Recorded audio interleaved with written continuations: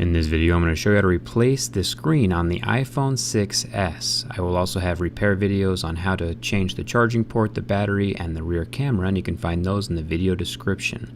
First things first, turn off the phone. You can find tools listed in the video description below. I will link where you can buy those. You'll take your pentalobe screwdriver and take out the bottom two screws in the phone. And then you'll want to take a suction cup and lift up on the screen as you slide a tool between the metal frame and the screen of the phone.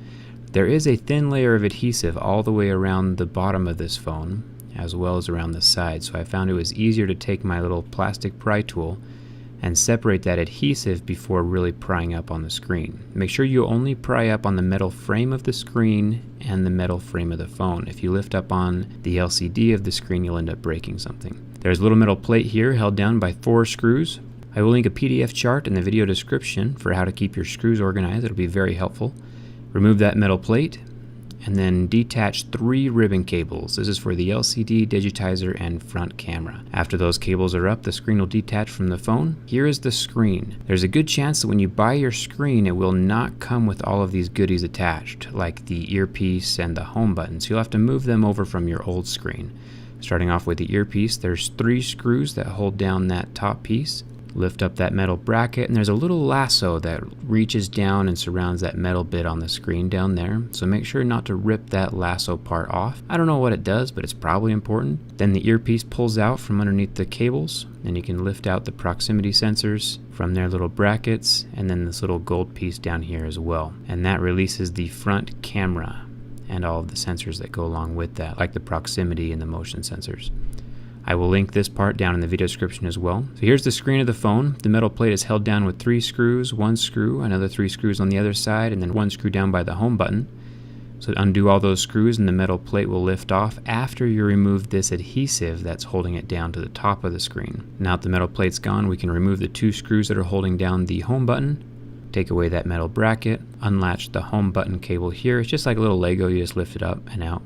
And there's a little bit of adhesive holding down the home button and holding down the little circuit board down there for the fingerprint scanner. So undo that and then you can lift that out. So there's a good chance you'll have to remove these plastic bits as well and transfer those over to your new screen. So pop those out from their frame, be careful not to break them. And here is the screen itself. So this is the part you'll most likely get when you order. I will link these down in the video description below, and it will most likely come with the home button cable down at the bottom ready to attach to your home button. If not, I'll make another video on how to replace that. Getting the home button put back into place, most of the little ribbon cables have a little pin that they sit down inside, and that will help you guide where to put the ribbon cables. Get the home button put down into place and the 2 screws holding down the little metal bracket. Then you can take the back metal plate, tape it down onto the screen, and get all of those screws, there's 8 of them, screwed in around the back side.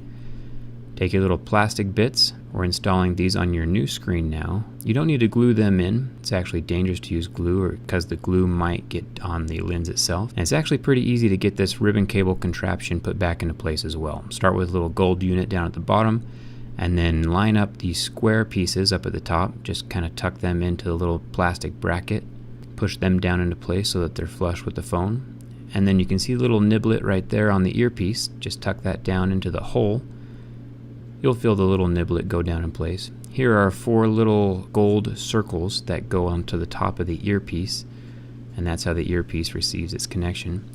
Now we're going to take the metal bracket after the camera is put down into place, and we're going to reattach the lasso around the metal piece, and then get the 3 screws that go onto that bracket, tuck that in. Then we can plug the screen back into the motherboard. Be very, very careful. Make sure it lines up exactly over the little Lego connection, and then press it down. You'll feel it kind of snap into place.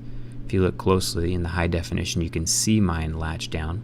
And then before I put the metal plate on, I'm going to fold the screen down and just see if it works really quick. Now if you have lines through your screen, or if it's just like a white screen, you're going to want to unconnect the cables and then reconnect them again, and that might fix any screen issues you're having. Lucky for me, all of my cables are connected correctly, so I'm going to go ahead and lift up the screen. Make sure to turn the screen off before you lift it up, and then set that metal plate down into place and put the 4 screws in. They are different sizes, so make sure you have them in the correct order. Now the best way to put the screen down is to make sure the top is lined up first, tuck that into place, and then you can slide your hands down the sides of the phone and latch it all the way down. Make sure to put those 2 screws down in the bottom as well.